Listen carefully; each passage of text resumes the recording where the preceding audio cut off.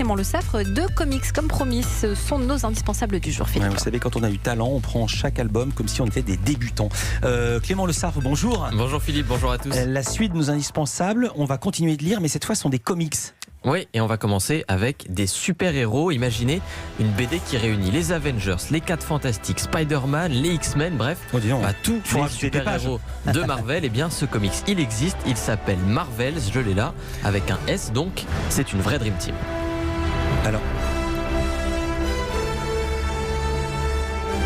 est-ce que c'est possible? Est-ce qu'ils tiennent tous dans la même histoire? Dis donc, c'est épais comme BD. C'est épais, mais c'est pas non plus énorme. Il y a à peu près 200 pages, donc c'est pas tant beaucoup. Que ça. Il y en a qui font 44 pages. Mais il y a à peu près 200 super-héros dedans. Donc, il y a quand même une astuce quelque part. Et l'astuce, c'est qu'aucun de ces super-héros n'est le héros de l'histoire. En fait, Iron Man, la Torche Humaine, Hulk, tout ce petit monde, ne sont qu'une toile de fond dans Marvels. Le héros, c'est un citoyen new-yorkais lambda, un type un peu comme nous. Il s'appelle Phil Sheldon. C'est un photographe de presse. Il est fasciné par les super-héros. Et en fait, à travers ses yeux, à la fois impressionné et effrayé, on assiste à 40 ans d'histoire des États-Unis si les super-héros existaient.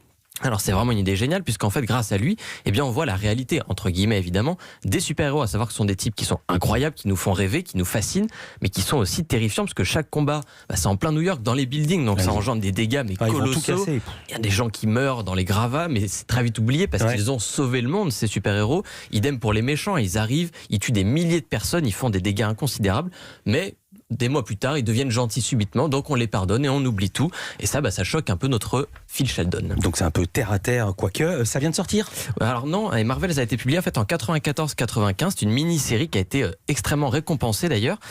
Ça vient d'être réédité, c'est pour ça que ça ressort juste il y a quelques semaines. C'est pour les 25 ans, avec un chapitre bonus, puisque l'histoire elle avait été pas vraiment finie à l'époque, il y avait un petit doute sur la fin.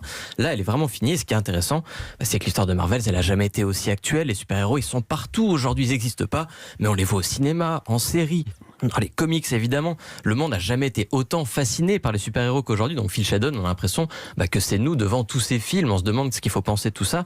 Donc, réfléchir à cette folie des super-héros, ça peut être qu'une bonne chose. D'autant plus, et là, vraiment, j'insiste, le dessin de Marvel, il est extraordinaire. Alex Ross, pour vous dire à quel point c'est beau, il est carrément crédité à la peinture, c'est-à-dire qu'il y a écrit peinture de points. Ah oui, parce qu'il peint davantage qu'il ne dessine. Il peint plus qu'il ne dessine, exactement. C'est fait avec des anciennes méthodes. Aujourd'hui, c'est tout fait par ordinateur. Là, on est vraiment sur un autre niveau. C'est splendide. Ça s'appelle donc Marvels et c'est édité chez Panini Comics. On dirait de l'aérographe. Et votre deuxième choix, Clément, alors c'est quoi? Alors, mon deuxième choix, si je vous dis Sunnydale, Sarah Michelle Gellar et Vampire, vous me dites Buffy contre les vampires. Incroyable. Surtout, éloignez-vous du micro au cas où on vous entend. Contre les vampires, pardon. Le gars qui découvre la technique au bout de 25 ans, trio.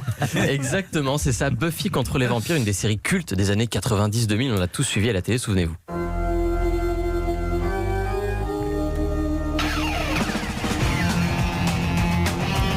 Ça envoyait, c'était rock comme générique, je crois que c'était The Offspring qui avait fait le générique à l'époque, ça nous rappelle quelque chose.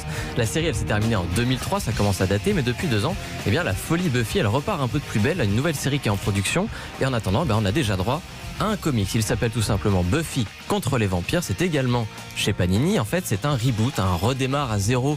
L'histoire de Buffy, elle chasse toujours les vampires la nuit, ça je vous rassure, ça ne change pas. Mais cette fois, le jour, elle est au lycée, donc elle est un peu plus jeune. Et ça se passe en 2019. Tout a été donc modernisé. Elle a un iPhone, elle va sur Internet, elle sort avec ses copains, etc. Par contre, pour garder une certaine continuité, on peut le voir sur la couverture, le look des personnages est le même que celui des acteurs. Ils ont reproduit un peu le visage des acteurs principaux. Oui, mais alors est-ce que c'est bien? Parce que c'est ça la question. Eh bien oui, moi j'étais pas forcément un grand fan de Buffy contre les vampires, je regardais à la télé quand je rentrais du collège, mais ça reste la même ambiance, c'est-à-dire qu'il y a du fantastique, parfois sanglant, ça n'hésite pas non plus, quand elle tranche la tête des vampires, on voit le sang quand même. Et ça mélange ce qu'il n'y avait pas forcément à l'époque, c'est-à-dire la routine adolescente qui est aujourd'hui très à la mode, par exemple dans Sex Education, ce genre de série qui cartonne.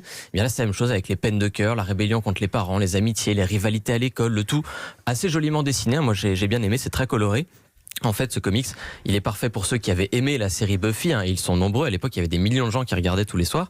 Et c'est vraiment la même ambiance, la même atmosphère. Ça plaira aussi beaucoup aux ados, qui est la cible principale de ce reboot, un peu plus jeune. Et qui sait, ça leur donnera peut-être à eux l'envie de se replonger dans cette série qui nous intéressait, nous, quand on était plus jeunes.